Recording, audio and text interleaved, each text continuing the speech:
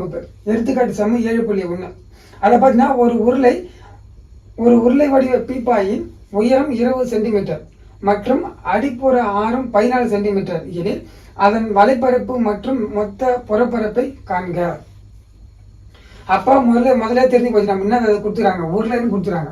அப்போ உருளை நம்ம ஒரு சம்மு நீங்கள் இருக்குதுன்னா முதல்ல என்ன பண்ணணும்னா கொடுத்துருந்த ஃபுல்லாக எழுதுங்க. அதை டிரைவ் பண்ணி எழுதினீங்கனாவே உங்கள் சம்மை பாதி ஈஸியாக முடிஞ்சிடும். நீங்கள் அதை எழுதாமல் அப்படியே படிச்சுனே இருந்தீங்கன்னா வச்சுக்கோங்க, உங்களுக்கு புரியாது.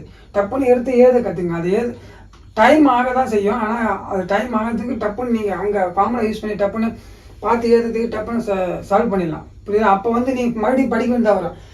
இப்போ இங்கே பாருங்கள், உயரம் 20 சென்டிமீட்டர் மற்றும் அடிப்புறம் ஆரம் 14 சென்டிமீட்டர் பார்த்தீங்களா?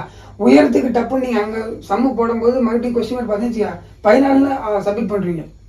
அதனால் நீங்கள் அதை கொடுத்துக்கிறது என்ன சம்பளத்தை எழுத அதை